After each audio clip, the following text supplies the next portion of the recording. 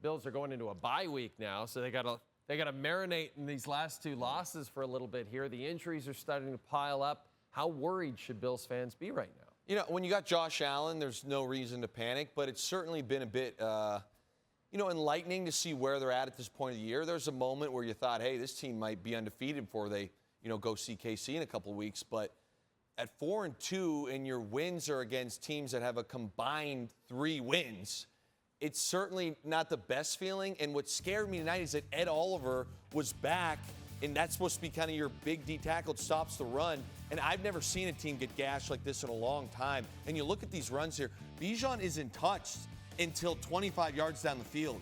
And Bijan is, like we mentioned, a phenomenal runner. But it was to the point here where it was just a full head of steam all the time. It was crazy.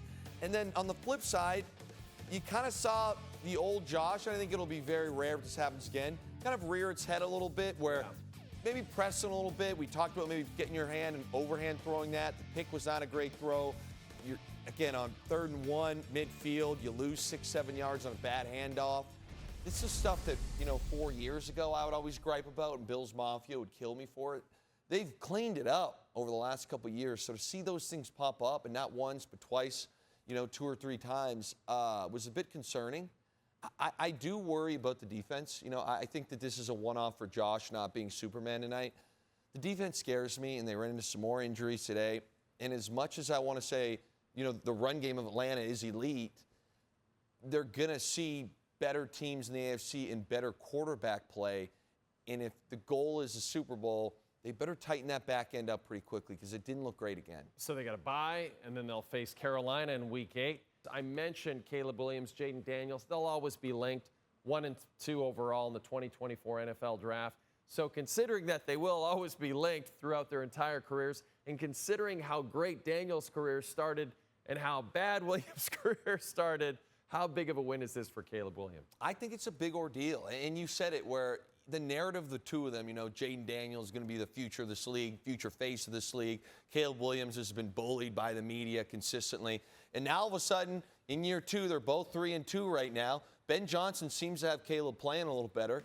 And you got to feel pretty good because the guy has shoveled a lot of garbage. I will say this, there's still a long way of improvement for Caleb. He had some great moments tonight, but there's just a lot of bonehead things. It's a tough snap, but on 3rd and 1, you'd love to see him handle this. There's certain moments where you kind of want Caleb to take that next step and be this elite quarterback that he was kind of destined to be. And even that last drive, it was a lot of Swift. Yeah.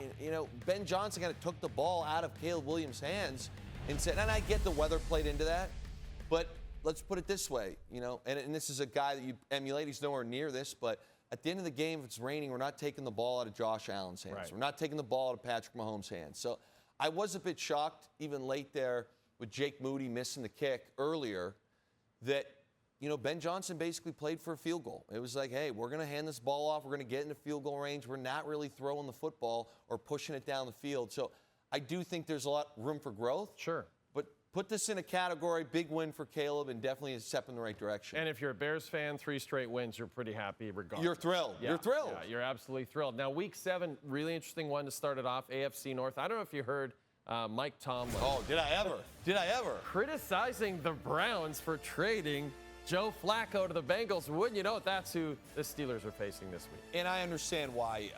Joe Flacco is not an elite quarterback at this time, but he gives you a better chance with those receivers than Jake Browning does. Yeah, I thought it was a weird move Tomlin did. I loved what he said. He said Cleveland's GM must be smarter than all of us. Smarter than all of us. Pittsburgh a 5.5. That's why I let Baker Mayfield walk up. That's right, why the organization, exactly. I should say. That's why they signed Deshaun Watson to a gigantic, all-guaranteed deal. We could go on, but Browns fans have suffered. This, so A-Rod versus Flacco. Right? I mean, there's 2 old guys right there. Right? You've got to be so excited. I'm pretty jacked up. Couple of veterans. Slinging it.